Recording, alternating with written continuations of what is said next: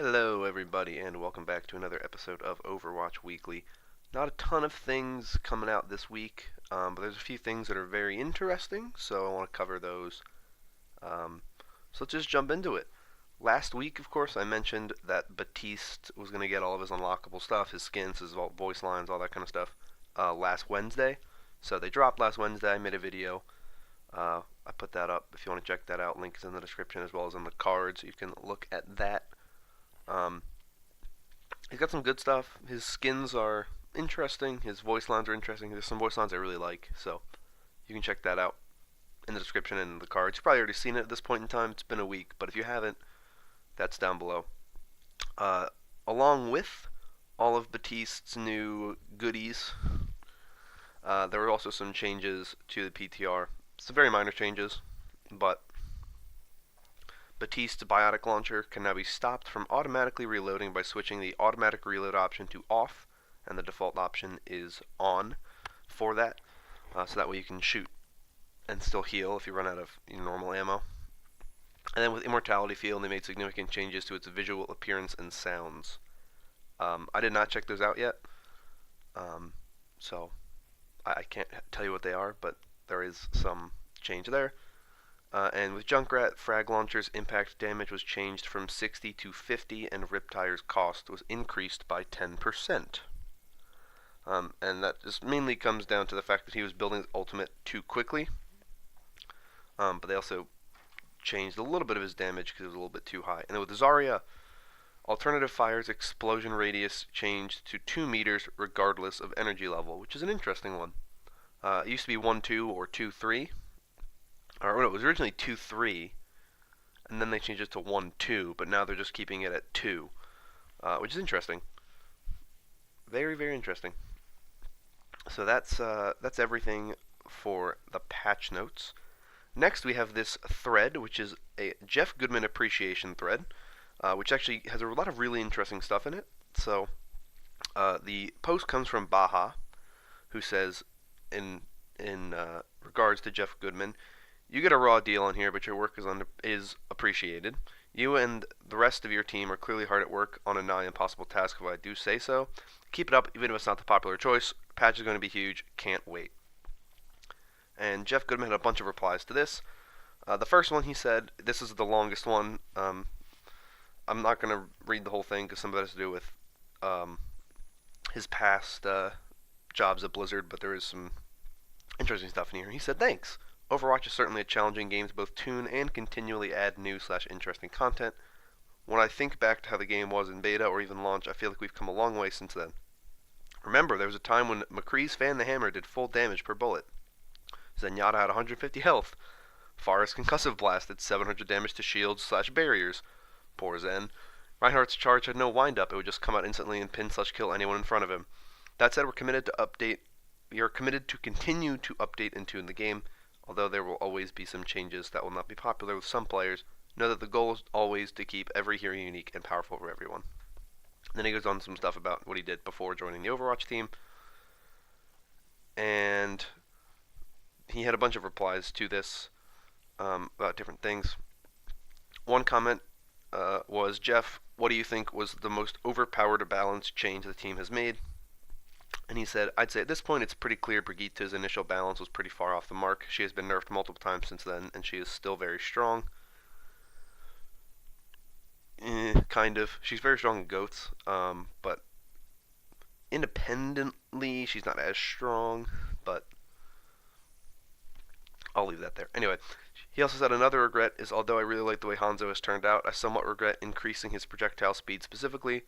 It will always feel great when testing a change like that, and it has helped make him a lot more consistent, but he has lost some of what helped make him feel very different than other heroes.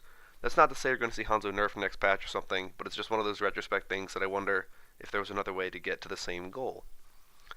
And I assume that is because he used to be a lot slower of a shot, and that just felt more unique. And I feel like I remember that, and I really liked that. And now I'm a little sad. Next comment that he replied to was, "Speaking of balance, Jeff, what heroes are on you and your team's radar for changes in the next few PTR cycles, post Baptiste hitting live, or at least who are you guys planning on changing?" And he said, we're mostly going to see how this next patch shakes out, since it has a ton of changes in it already. That said, we would have liked to keep the Junkrat buff at 140 from a pure DPS standpoint, especially against tanks and barriers, but it was just really pushing it once we could one-shot 200 health heroes with a with a 50% plus boost, Arisa ult, Nano, Baptiste ult, etc. We experimented with making the grenades no longer explode on enemy impact once they hit a surface, as a way to nerf his spam without affecting direct hits, but it felt really weird and kind of broken in a lot of cases. So possibly Junkrat buffs and some different Reaver buffs, since the pure passive healing buff was really problematic at the lower ranks. Next, like I said, he's got a lot. He's got a lot that he, and I think it's really cool that he commented all this stuff. I really like getting an idea of what's going on with the game. Jeff is, I think, the one who does the most really cool stuff because he's the hero developer guy, so he does a lot of really cool stuff. Anyway, so this one is a reply to a comment that is out of interest. What are some mechanics currently absent from Overwatch that you'd like to see added / are campaigning to have added? To which Jeff said, we have a ton of unused ability and weapon prototypes sitting around. They're generally either something we've tried on a hero in the past and didn't like, or something we did like but didn't feel like it fit right on the hero we were testing. Some examples off the top of my head. Bomblet gun. We had this gun where the projectiles would stick into enemies, but the impact damage was pretty low. The alternate fire had a fairly long animation time, but would remotely detonate all the little bombs you stuck into all your targets. It was pretty fun, but we just needed the right hero for it to work with. It was really fun playing around with it on Tracer, which that seems really fun. Just going around and putting little bombs on people and blowing them up. That seems really fun, actually. The other one is Invis Wall. I think this was originally on Sombra, I think. The idea is you plant this wall that made it so enemies couldn't see you through it, but you and your allies could see just fine. It didn't block bullets like a barrier. It was just for hiding while running past a choke or just throwing into the middle of a fight. It was pretty scary to fight against when all these projectiles were just magically coming out of the thing, but you couldn't see who or where they were being fired from. It was like a high-tech smoke bomb, kind of. And then did another one, which was, I always thought it would be cool to try to do some sort of tunneling effect where you could maybe temporarily destroy or remove a small part of a level to move or shoot through it. Honestly, it'll probably never happen due to immense tech issues, but it always seemed like it could be cool to see. The next one is a reply to a comment that's about Mercy. And the guy says, I have a question, if it's okay. I've played Overwatch since day one pretty much and play it for hours a day. I play mainly support and love helping my team out and feeling like I contributed to the win in a supportive way. I've made Mercy since day one, and I just want to say I actually really love her rework, and I'm glad that you took out Mass Res and gave her a more active support ult like Valkyrie instead. It feels great to be able to contribute to my team while they're still alive. I also think that the 60 HPS nerf was justified. She was doing a little too much healing compared to other supports, but I was wondering, would you guys consider buffing her HPS up to 55 to see if it works as a nice middle ground? It could be the extra oomph some Mercy players miss about her healing. Or also, would you ever consider giving her an ability on a reload button for her staff, which temporarily boosts her healing output? To which Jeff Goodman said, I think that's certainly possible. Overall, her healing output is still higher than the other healers, which she pays for by not being able to split focus and do other things while healing. I'd also love to be able to increase the power of her damage boosting, but it causes a lot of issues with various breakpoints, and suddenly X hero can one-shot 200 health heroes, etc. There are other ways to make it feel better without just adding raw damage, though. We'll see. The next one, this is one that I think is very, very funny and interesting. This one is one huge thing that sits in Sim Main's minds is the teleporter. Are you looking at buffing it / making it more consistent? Entry portal placement, activation time, interact radius, etc. Also, the railings interaction goes for Shadow Step 2. We'd really love to know if the teleporter concerns are known to the dev team. Bonus question, ever thinking about returning shielding, blue HP providing, to Sim in some form? A shield aura would be awesome. Shielding was cool due to being unique to Sim and to many of us. It was a defining part of her identity. To which Jeff responds, I actually looked into the railings stuff with Sim / Reaper ground targeting and worked on it for a while last week. It turns out it's a bit more complicated and is going to require some code changes to try to change, but I'm hoping we can get something in next patch if it goes well in playtesting.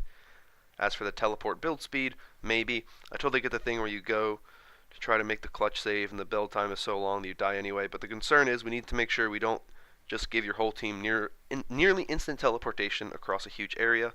If we're not careful, it could really make all chokes not even worth trying to defend, etc. That said, it is something we could try and play test with and see how it goes. It doesn't mention anything about the shields because I don't really think they have any plans to do anything with the shields, but I just kind of want to mention that. There was another one, which is really funny.